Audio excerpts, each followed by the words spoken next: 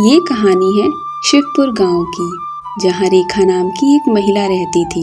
रेखा हर सुबह जल्दी उठकर सोया चाप बनाती और पूरे गांव में उसे बेचने निकल पड़ती थी। सोया चाप ले लो, गर्मा गर्म सोया चाप ले लो, प्रोटीन से भरपूर, स्वाद में लाजवाब। ले लो भाई ले लो, सोया चाप ले लो। एक दिन एक घर के सामने से गुजरते हुए किसी औरत ने अपने पति से कहा, सुनो जी, आज मेरा खाना बनाने का मन नहीं है, चलो रेखा से सोया चाप ले आते हैं। अच्छा भाई ठीक है, चलो आज सोया चाप ही खाते हैं। अरे ओ रेखा, 2 प्लेट सोया चाप लगा दे, बढ़िया एकदम। हाँ भैया, अभी लगाती हूँ। रेखा अपने घर लौटती है, जहां उसका बीमार पति गोपाल और उसकी छोटी बेटी नेहा रहते थे। आज तो थक ही गई मैं। अच्छा ये बताओ, अब कैसी तबीयत है तुम्हारी? थोड़ा आराम है, तेरा बनाया खाना ही दवा है मेरे लिए। तभी एक सेठ रेखा के घर पहुंचा, जिससे रेखा ने कुछ समय पहले पैसे उधार लिए थे। अरे ओ रेखा, 1 महीने का समय तो खत्म हो गया, तू पैसे कब वापस करेगी? सेठ जी, 2 दिन की मोहलत और दे दीजिए, मैं आपके पैसे जल्द ही लौटा दूंगी। नहीं नहीं भाई, अब और समय नहीं मिल सकता तुझे। मजबूरी में रेखा ने अपनी सारी जमा पूंजी उस सेठ को दे दी, जो उसने अपने बीमार पति के लिए बचाया था।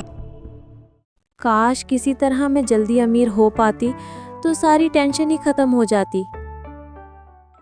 एक दिन जब रेखा सोया चाप बेचते हुए कालीदास सपेरे के घर के पास से गुजरी, तो उसने देखा कि कालीदास एक सांप के आगे बीन बजा रहा था और वो सांप सोने के मोती उगल रहा था। अरे भैया, कैसी तबीयत है? घर में सब कुशल है ना? सब ठीक है बहन, बस भगवान की कृपा से जीवन चल रहा है।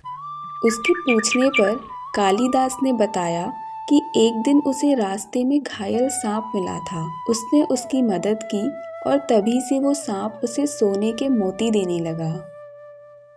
अगर ये मोती मुझे मिल जाएं, तो मैं एक झटके में अमीर बन जाऊं। मुझे वो सांप चाहिए किसी भी हाल में। रेखा की आंखों में लालच की चमक थी। अगले दिन रेखा एक सांप व्यापारी के पास गई और वैसे ही दिखने वाला एक साधारण सांप खरीद लाई और उसने उसे अपनी सोया चाप वाली मटकी में रख लिया। फिर वो कालीदास के घर पहुंची।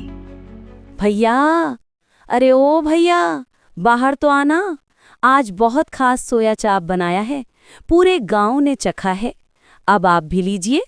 अरे हाँ लाओ बहन, मैं बर्तन लेकर आता हूँ। जैसे ही कालीदास अंदर बर्तन लेने गया, रेखा ने चुपके से उस जादुई सांप को अपनी मटकी में डाल लिया और उसकी जगह अपना साधारण सांप छोड़ दिया। कालीदास लौटा तो उसने कहा, अरे अरे रेखा बहन, पैसे तो लेती जाओ। नहीं भैया, बाद में ले लूंगी, अभी मुझे जल्दी घर पहुंचना है। घर पहुंचते ही उसने मटकी खोली और सांप के सामने बीन बजाने लगी। हरि नागदेव, अब तो सोने के मोती दे दो। लेकिन उस सांप ने मोती नहीं दिए, बल्कि उसे जोर से फुंकार मारी और आग की लपटें सीधा उसके चेहरे पर पड़ गई। अरे अरे बचाओ बचाओ। मैं जरूरतमंदों की मदद करता हूँ, लेकिन तुमने लालच में मेरा दुरुपयोग किया, इसीलिए तुम्हारा चेहरा जला दिया।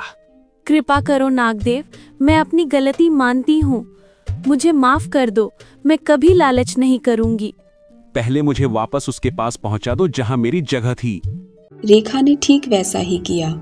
जैसे ही उसने सांप को कालीदास के घर पर छोड़ा, सांप ने उसे आशीर्वाद दिया। रेखा को अब समझ आ चुका था, लालच का अंत हमेशा विनाश ही होता है। अरे रुको रुको, चैनल को सब्सक्राइब तो कर दीजिए। वीडियो को लाइक कर दिया ना? तो फिर कमेंट और शेयर भी कर दो।